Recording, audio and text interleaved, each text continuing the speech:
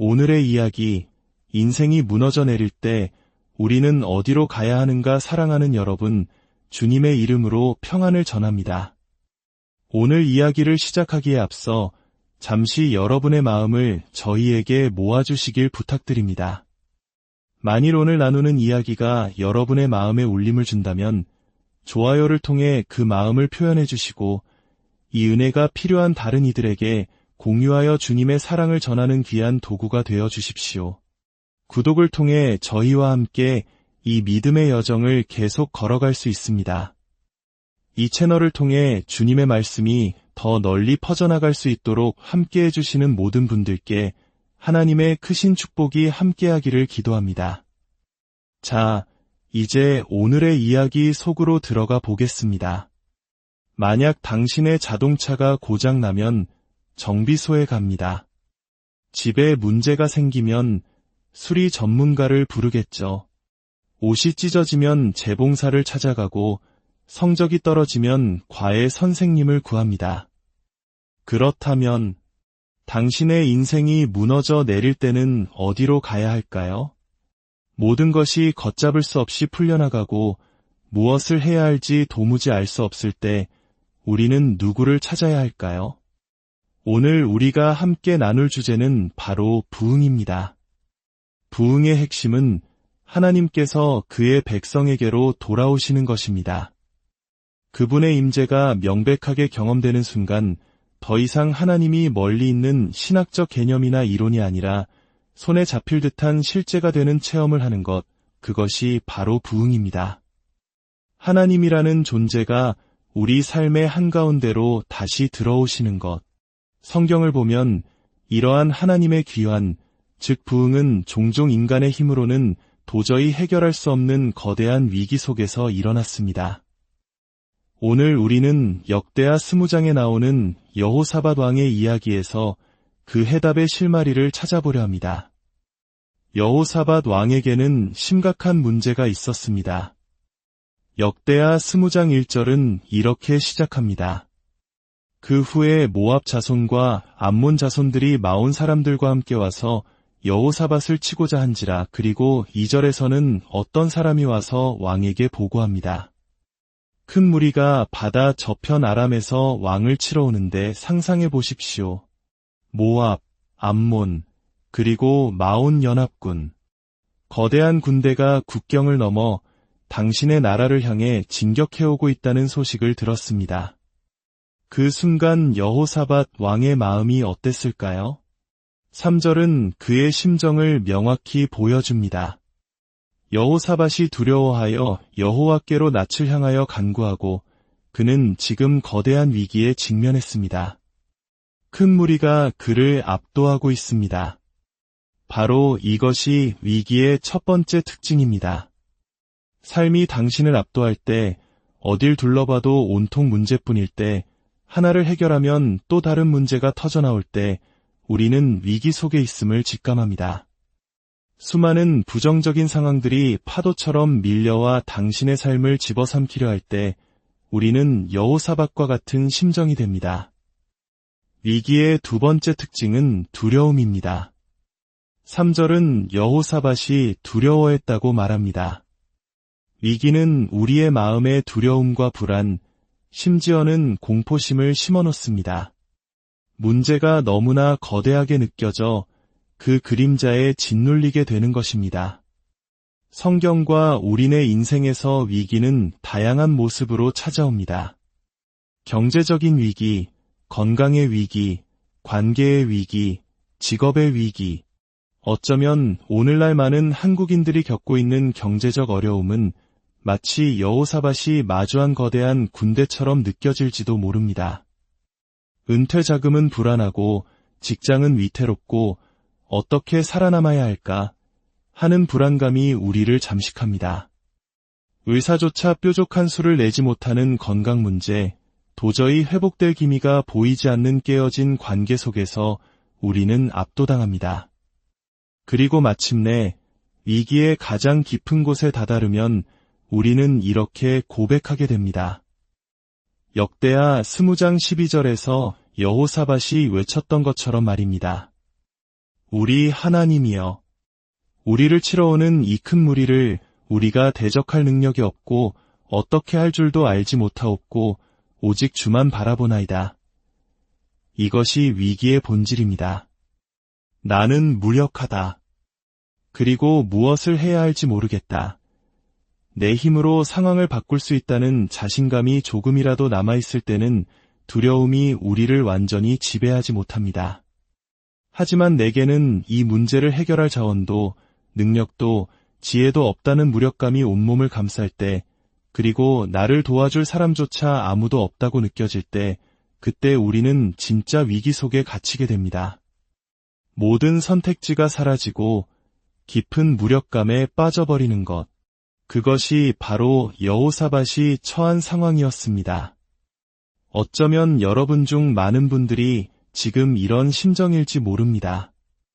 내 인생에 오늘 한 가지 문제라도 더 생긴다면 그 문제에 대해 걱정할 시간조차 없을 거야. 이미 걱정거리가 달력에 꽉 차 있거든. 이것이 바로 위기입니다. 혹시 지금 위기 속에 있지 않다고 생각하는 분이 계시다면 조금만 기다려 보십시오. 인생이란 그런 것입니다. 우리는 위기 속에 있거나 위기에서 막 빠져나왔거나 아니면 위기를 향해 가고 있습니다. 자, 이 절망적인 상황에서 여호사밧은 무엇을 했을까요? 3절은 다시 말합니다. 여호사밧이 두려워하여 여호와께로 낯을 향하여 간구하고 온 유다 백성에게 금식하라 공포하매 그는 자신의 시선을 문제로부터 돌려 하나님께로 향했습니다. 그는 온 백성을 모아 함께 금식하며 하나님을 찾았습니다. 우리는 여기서 아주 중요한 질문을 던져야 합니다. 왜 하나님은 우리 삶에 이런 위기를 허락하시는 걸까요? 왜 우리를 압도하고 두렵게 하고 무력하게 만드는 상황을 허락하시는 걸까요? 여기에 기쁜 소식이 있습니다. 위기는 나쁜 소식이지만 그 안에 감추어진 좋은 소식이 있습니다. 하나님께서 위기를 허락하시고 때로는 만드시고 사용하시는 이유는 오직 그분만이 하나님이심을 우리에게 보여주시기 위함입니다. 하나님은 우리가 그분을 발견하도록 하기 위해 압도적인 시나리오를 우리 삶에 허락하십니다. 생각해 보십시오. 이론으로 하나님을 아는 것은 쉽습니다. 하나님은 나의 반석이시여 나의 요새시라 입으로는 얼마든지 고백할 수 있습니다. 하지만 진짜 위기 속에서는 그런 멋진 신앙 고백이 큰 힘이 되지 못합니다. 위기 속에서는 그저 듣기 좋은 신학 용어가 필요한 것이 아닙니다. 위기 속에서 우리에게 필요한 것은 살아계신 하나님을 직접 만나는 것입니다. 우리가 지금껏 말해왔던 그 하나님이 정말로 실제하신다는 것을 체험하는 것입니다. 그리고 하나님과의 실제적인 만남을 체험하기 위해서는 하나님을 부를 수밖에 없는 상황이 필요합니다. 내 힘으로는 아무것도 할 수 없기에 전심으로 하나님을 찾아야만 하는 바로 그 위기의 순간이 필요한 것입니다. 여호사밧은 하나님께로 얼굴을 향했습니다. 그는 과거 솔로몬이 성전을 봉헌하며 드렸던 기도를 기억했습니다. 역대하 6장 34절의 약속입니다. 주의 백성이 그들의 적국과 더불어 싸우고자 하여 주께서 보내신 길로 나아갈 때에 그들이 주께서 택하신 이 성과 내가 주의 이름을 위하여 건축한 성전 있는 쪽을 향하여 주께 기도하거든 주는 하늘에서 그들의 기도와 간구를 들으시고 그들의 일을 돌보옵소서. 여호사밧은 이 약속의 말씀을 붙들었습니다. 하나님, 우리가 적들의 침략을 받을 때 이곳을 향하여 주님께 부르짖으면 하늘에서 들으시고 우리를 구원하시겠다고 약속하지 않으셨습니까? 이기만큼 우리를 하나님께로 간절히 이끄는 것은 없습니다. 평안할 때 우리의 기도는 막연하고 일반적입니다. 주님, 오늘 하루를 축복해 주시고 우리 가족을 지켜주시고 온 세상을 평화롭게 하소서. 그러나 위기 속의 기도는 다릅니다. 우리는 아주 구체적으로 부르짖게 됩니다. 여호사밧은 금식을 선포했습니다. 나라의 존망이 걸린 위기 앞에서 먹는 것은 더 이상 중요한 문제가 아니었습니다.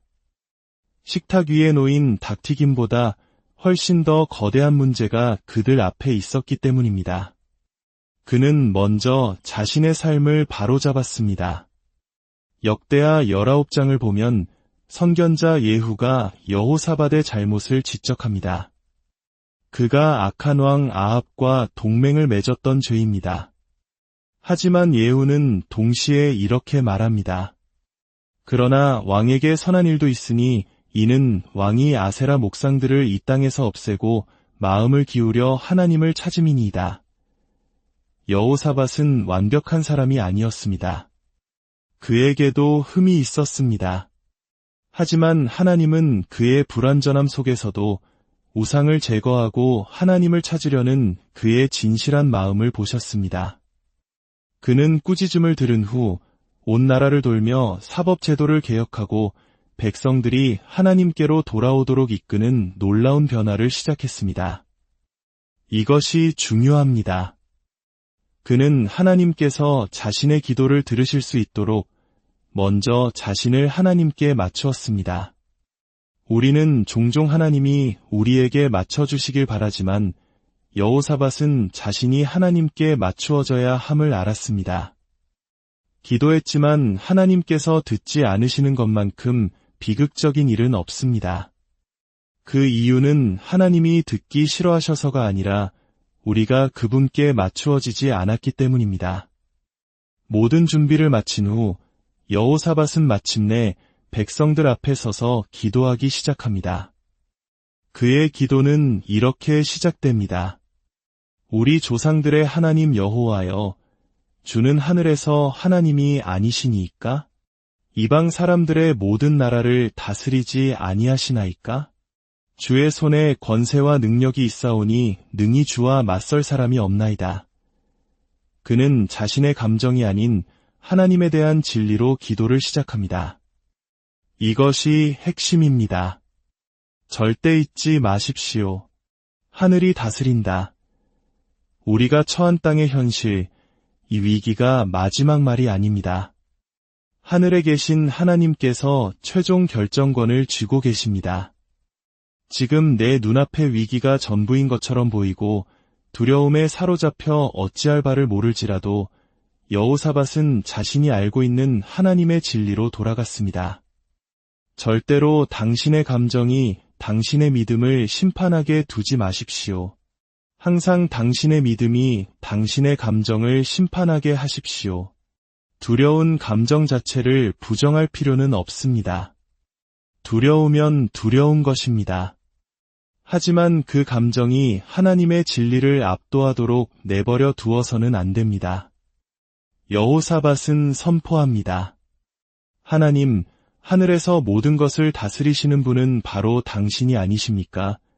그는 하나님의 주권을 붙들었습니다. 더 나아가 그는 이렇게 기도합니다. 하나님, 당신은 과거에 우리 조상 아브라함에게 이 땅을 주시기 위해 가나안의 수많은 민족들을 물리치지 않으셨습니까? 그는 과거에 하나님께서 행하셨던 위대한 일들을 기억해냈습니다. 이것이 바로 우리가 성경을 알아야 하는 이유입니다. 지금 내가 겪는 상황이 비록 새롭고 다를지라도 우리 하나님은 어제나 오늘이나 동일하신 분임을 기억해야 합니다. 성경 속에는 나와 비슷한 위기를 겪었던 수많은 믿음의 선배들의 이야기가 담겨 있습니다. 그들의 간증은 우리에게 너의 하나님은 이 문제보다 크시다라고 말해줍니다. 하나님의 성품, 하나님의 역사, 그리고 하나님의 말씀을 붙들고 기도한 후 그는 비로소 지금의 문제로 나아갑니다. 이제 보소서, 저들이 우리에게 갚는 것을, 우리를 치러오는 이 큰 무리를 우리가 대적할 능력이 없고 어떻게 할 줄도 알지 못하옵고 오직 주만 바라보나이다. 그리고 그는 기도의 마지막에 가장 중요한 행동을 합니다. 우리의 눈이 주님께 있나이다. 그는 자신의 시선을 완전히 전환했습니다. 그는 더 이상 거대한 적군을 쳐다보지 않았습니다. 문제를 무시한 것이 아닙니다. 문제는 여전히 거기에 있습니다. 하지만 그는 문제의 시선을 고정하는 대신 문제를 해결하실 수 있는 유일한 분, 하늘 보좌에 앉으신 하나님을 바라보기로 결단했습니다. 그가 이렇게 기도했을 때 놀라운 일이 일어났습니다. 온 유다 백성이 하나님 앞에 섰을 때 여호와의 영이 레위 사람 야하시엘에게 임했습니다. 그리고 그가 외칩니다. 온 유다와 예루살렘 주민과 여호사밧 왕이여 들을지어다. 여호와께서 이같이 너희에게 말씀하시기를 너희는 이 큰 무리로 말미암아 두려워하거나 놀라지 말라. 이 전쟁은 너희에게 속한 것이 아니요 하나님께 속한 것임이라. 이 전쟁은 너희의 것이 아니라 하나님의 것이다. 얼마나 놀라운 선포입니까? 그가 자신의 무력함을 인정하고 오직 하나님만 바라보았을 때 하나님께서는 선지자를 통해 직접 말씀해 주셨습니다. 하나님은 그들의 구체적인 상황에 대한 구체적인 해답, 즉 레마의 말씀을 주신 것입니다. 성경 전체는 하나님의 말씀, 로고스입니다. 하지만 우리가 위기 속에서 간절히 기도할 때 성령께서는 이 기록된 말씀 가운데 특정한 구절을 조명하셔서 바로 지금 나의 상황에 적용되는 살아있는 말씀, 레마로 들려주십니다. 설교를 듣다가 마치 나 한 사람을 위해 주시는 말씀처럼 느껴질 때, 성경을 읽다가 한 구절이 갑자기 내 마음에 살아 움직이며 박힐 때, 그것이 바로 성령께서 주시는 레마의 말씀입니다. 하나님은 말씀하셨습니다. 이 전쟁은 내 것이다. 미식축구에서 쿼터백은 공을 받습니다. 그 순간 상대팀 선수 11명이 그를 향해 달려듭니다.